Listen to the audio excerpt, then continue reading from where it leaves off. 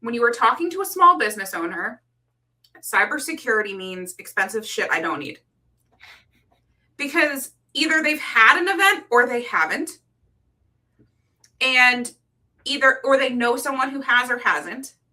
But either way, when you're talking to a business owner, most of them care about the dollars, right? The ones and zeros of what this is going to cost me. And most of them have kind of done the math on like, what's the worst case scenario?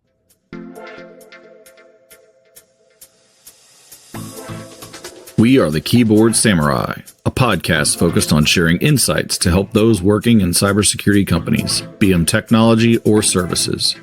Each session, your host, Will Klusovsky, aka Will Clue, sits down with professionals in our industry to illuminate topics that will help your security biz, team, or self be better. Let's hack into it now. Hey, everybody, welcome back. You almost didn't get this episode because Megan and I were talking about Star Wars for a good long time, but now that we're here and actually hit record, let me get Megan, can you give everybody the 20-30 seconds of who you are and why we care? Hey guys, I'm Megan Killion. I am the founder and chief consultant of Pisces Growth. I help MSPs and channel partners sell, and I've done $550 million in B2B tech sales, so that's why you should listen to me. That's awesome. And you're a fellow unicorn like me, right? Yes. Anybody who's ever seen Megan on LinkedIn knows the unicorn icon, I'm pretty sure. So I love this topic. We talking about why when you're selling to SMBs, it's not really about cybersecurity. So when we say that, like, what do you mean? Why isn't it about security? So I think anybody who has actively tried to sell into small businesses and has said the word cybersecurity knows that pretty much every business owner shuts down. And there's a lot of reasons for that. Historically, FUD, that fear, uncertainty, and doubt selling was really, really pushed in the early days of cybersecurity. You also are fighting against the wave of cybersecurity sales where this is not like, it's not new. And you may think that your product is this innovative, life-changing tool, but at the end of the day, when you are using a word that someone knows, it has meaning to them. When you are talking to a small business owner, cybersecurity means expensive shit I don't need. Because either they've had an event or they haven't. And or they know someone who has or hasn't. But either way, when you're talking to a business owner, most of them care about the dollars, right? The ones and zeros of what this is going to cost me. And most of them have kind of done the math on like, what's the worst case scenario? We are not talking about a Sony company when they have a breach, it costs them billions of dollars. Now, there are industries where you can absolutely posit like actual ROI on avoiding a cybersecurity incident.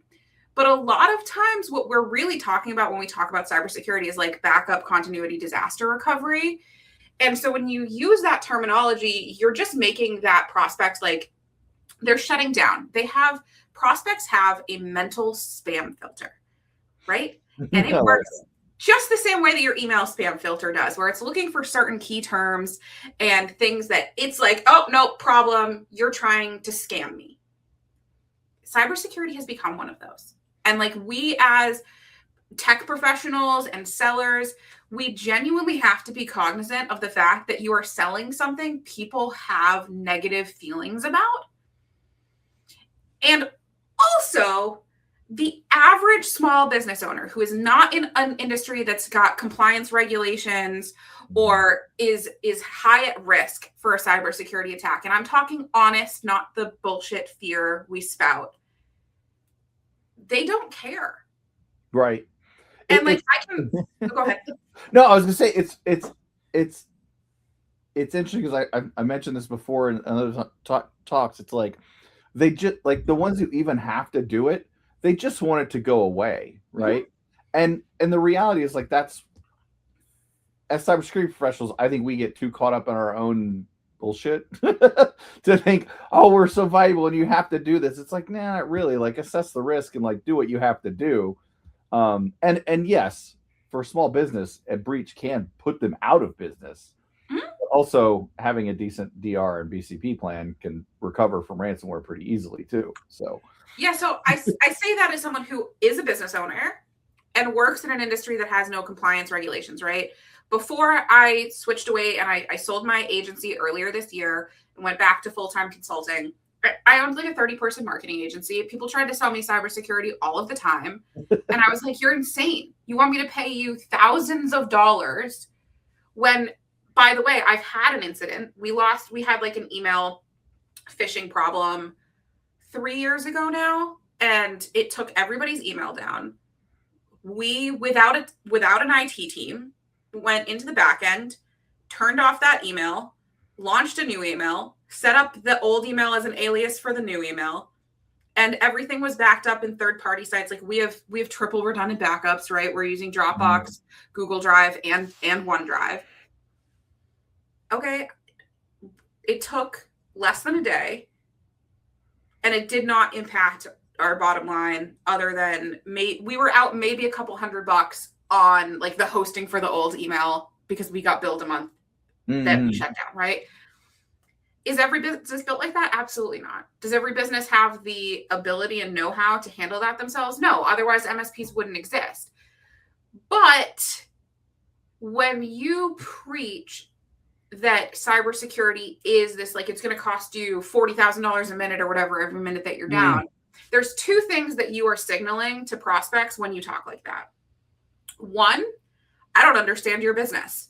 Yes. I don't know how you make money, and I don't know what actually interrupts your business. I don't understand you. Two, you can't trust me because I'm lying to you. So instead, like, take a step back and map to what actually matters to them. And also, the only way you can really do that is by niching. So you can speak the language of your buyer fluently. Not all SMBs speak the same language. That's a huge broad stroke. We were taught like 89% of businesses are SMBs. Oh yeah, it's a ridiculous amount. They're not all the same. What industry are they in? What type of owner do they have? What size are they? Where are they located geographically? Because we have subcultures in the United States. Only then can you really speak their language and understand what matters to them. Now, there are some things that are pretty continuous, right? What do owners care about? Money and time. How we talk about money and time changes based on the persona that we're talking with, but really it's all about money and time. If you can't figure out how to map your product, regardless of what it is, where it sits in the cybersecurity stack, what it does, if you can't figure out how to say this saves you money, makes you money, saves you time, or creates time for your people, I don't care. You're not going to make me care. I love it because I talk about this all the time too. It's like you said, you have to understand the business, and everybody who's worked in any kind of transactional selling, or you've gotten, in my experience, most organizations, big, small, doesn't matter. You do really shitty jobs at sales enablement, right? And you don't really tell the sales part of the organization. The first step is to sit down and ask them about their business. Mm-hmm. How do you make your money? What matters? What is important to you? Like, I've had recently organizations like, hey, can you help us implement this AI thing? Sure, but what do you want to do with it? Like, right. And who's going to use it? Like, let's talk about the business aspect of things first. Not you're going to be, you could be breached and you could be put out of business. Sure, but like, how likely is that? And how much do you actually understand that as somebody who's supposed to be a trusted advisor, or you want to be? I mean, unless you want to be transactional and never sell to that person again, which to me makes no sense. So. Yeah, it's always going to depend on the type of business you're running, right? And whether you have some type of recurring model or if it really is just a one-time transaction. But at the end of the day, messaging has sort of like, there's two sides of messaging. There's how we message once we actually get the conversation, which is that's where sales really takes off, right? It's like, I've already spoken to you. I've captured information. Now we can have a real conversation. Great. But in front of that, we have this whole marketing cycle, which I think, our space, so many people struggle with because they're casting a broad net. And because they're trying to cast this broad net, they end up just talking me, my, I, this is all the cool bells and whistles, like feature dumping. This is what we can do. And the average small business owner doesn't even understand the language you're using when you're talking about cybersecurity. Like you say DNS and they're like, what? Where is that? Like, what is that? It's funny because I learned this recently. I've known that forever. Like I've been advising firms for a while, and that's always how it happens. I'm like, send me your one pager. I'm like, this is all garbage because bells and whistles, features, not benefits, right? But I was working with some people outside of cybersecurity and talking about and like doing content like we do, and the content said security, it didn't say cybersecurity, and they're like, what security is this? Physical security? Is this people breaking in? So even at like the simplest level where we're inside of our own, I was like, I didn't realize. I forgot I'm talking to a bunch of people who aren't even in tech, and so words mean very different things in different industries, like because it's so fun living in this ecosystem. Like the MSP space is so insulated from the rest of the world. And so I sort of like straddle the gap, right? Because I have a SaaS background and a telco background, and I've worked infrastructure, and I've worked in managed services for a long time. But there's like this tech side where there is some agreement about what acronyms mean, and we have sort of this shared language.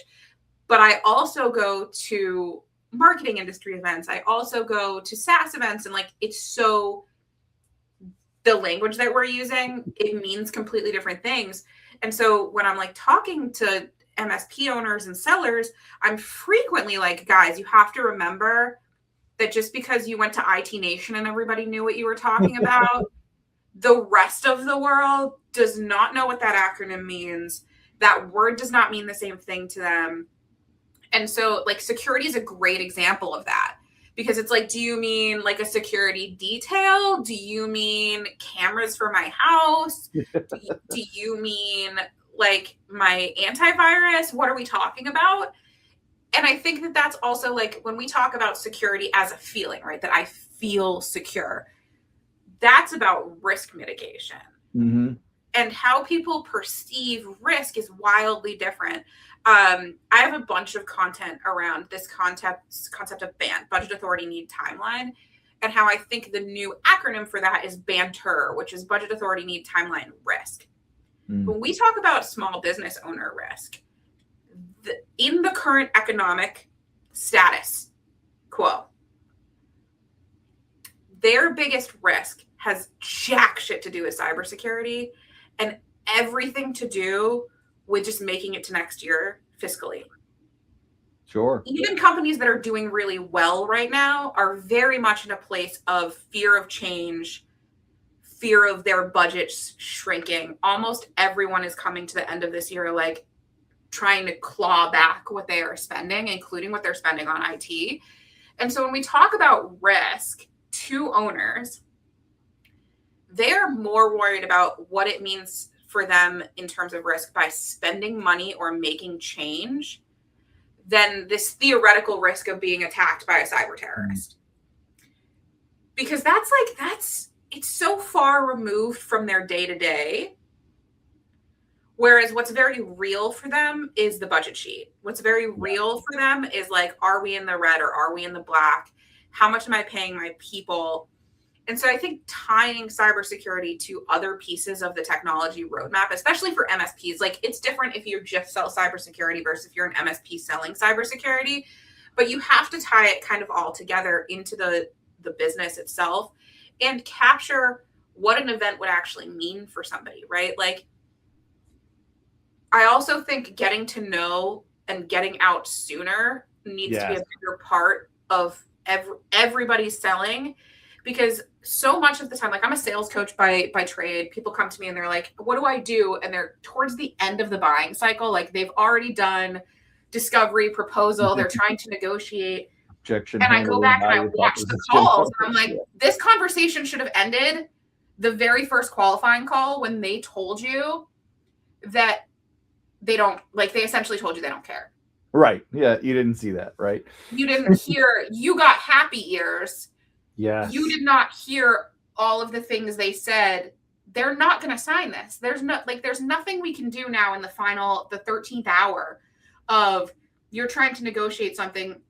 And so super common one that comes up is like the MSP owner is like, we no longer allow cybersecurity to be optional, right? It's a really popular thing happening in the space right now because of the liability that MSPs are like, no, cybersecurity is part of the stack. We have 3 products that are required. Our clients have to opt into them or we won't bring them on. Okay, cool. At the very beginning, we learned that they do not have budget for your stack. Yeah. We learned that they are in an industry that is not regulated. They don't have to have this. And they have 3 other proposals in front of them that don't have this baked in that are cheaper. Yeah, they just want help desk support for their laptops. They don't want SIM and EDR. Why are we here? Right. Why are we here? They're not going to buy from you. You should have heard that in call number 1, but you stayed in the cycle, wasting your time, wasting their time. So I think getting to know is huge too. And also figuring out who your ICP really is. Like if you want companies that care about cybersecurity and genuinely care about it, like you want the cybersecurity aware businesses, stop selling to your local mom and pop restaurants. They don't give a fuck. Right. Like get niched into the industries that care and the buyer personas that care. Or learn how to sell it differently. Like pick your poison. Either you have to meet them where they are, or you have to get a lot stricter about qualifying people out much earlier in the process. Because what ends up happening is like you're spending all of your time and your sales cycles on people who are never going to buy from you. Right. I found tabletops, whether and it doesn't have to be this huge paid engagement, but a lot of times, and maybe you kind of just made me think about this too, from a sales perspective, I think it'd be good for sellers to witness some of these as well too, because you get those, like you said, to try and if somebody's like, I don't care about it, what's the real impact? You can have a conversation and kind of figure out what that impact is. And if you've got the trust and you're able to have that conversation, but if you're the sales guy pushing them into a corner, like that conversation's not going to go well, right? But I've advised people a lot of times, like, larger businesses, I'm the CISO or I'm the security IT director, whatever.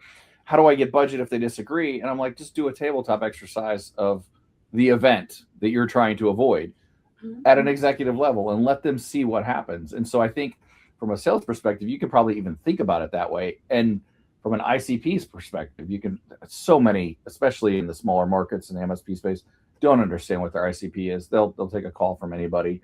I think the tabletops are amazing for getting executive level buy-in because they just don't have any idea what it looks like or what it would feel like inside of their organization. So if they've never had it happen, tabletops are amazing. I also think, so for me, there's like 2 things you need to figure out super, super early in your deal cycle. One is problem, benefit, outcome.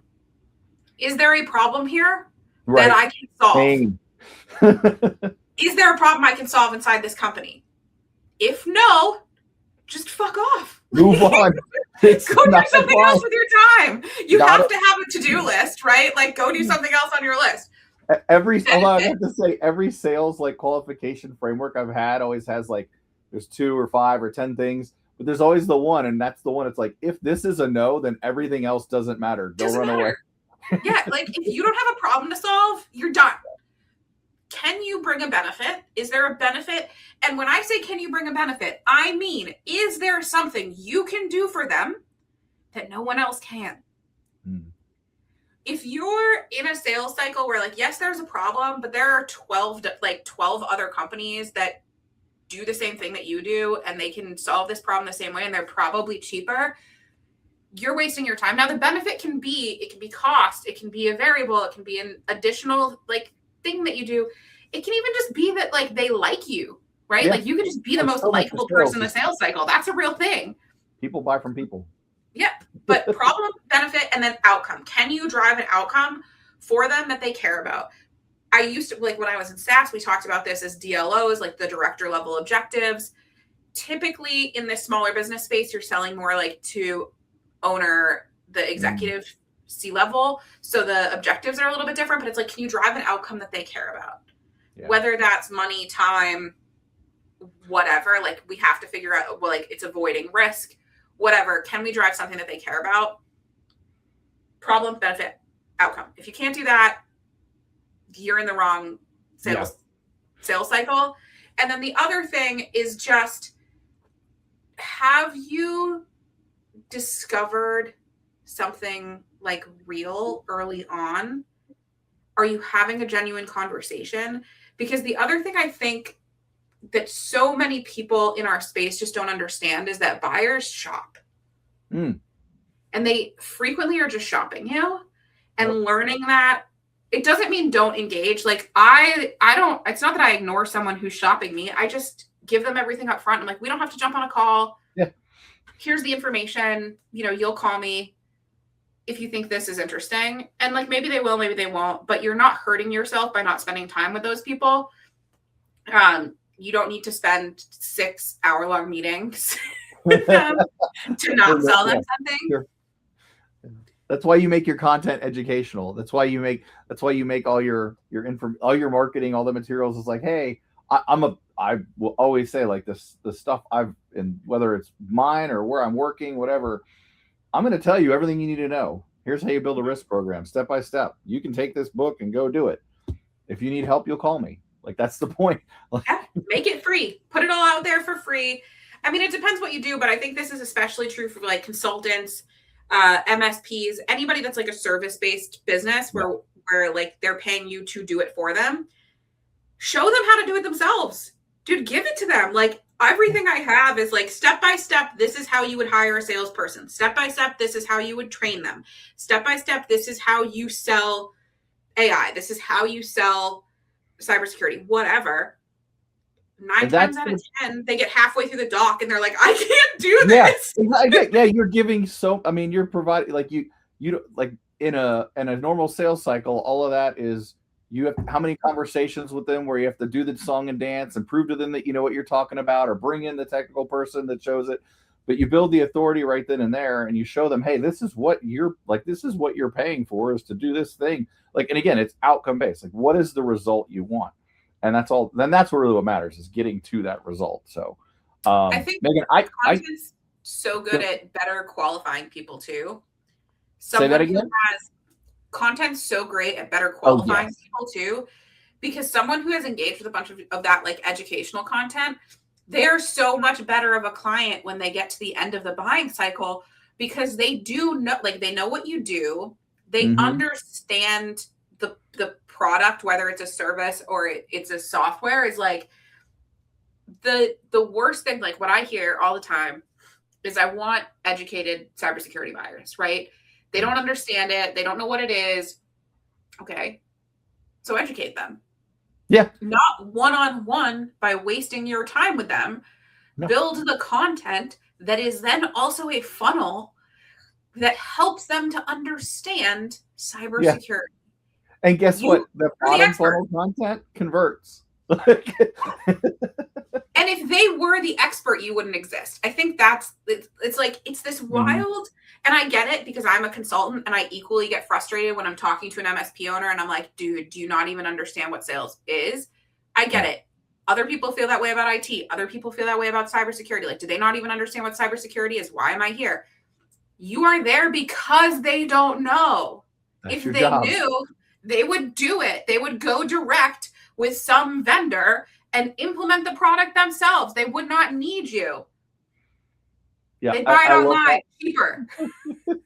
I love that. It's that whole idea of like, that's why you're here. I hate when people complain about doing their jobs, basically. Well, dude, Megan, this is awesome. I could keep going forever. Probably. When we probably will have a few more of these. This was a good time. Where can people find you on the interwebs should they want to? The best place is always LinkedIn. You put my name in, Megan Killion. If I'm not the top result, tell me, because I work hard at that shit. I love it. Thanks so much, Megan. This has been great. Thanks for enjoying Keyboard Samurai Podcast. If you'd like to engage, find Will on LinkedIn at /WillClue or visit at willclue.me. That's WILKLU.me for more info. Disconnecting now. Synac you later.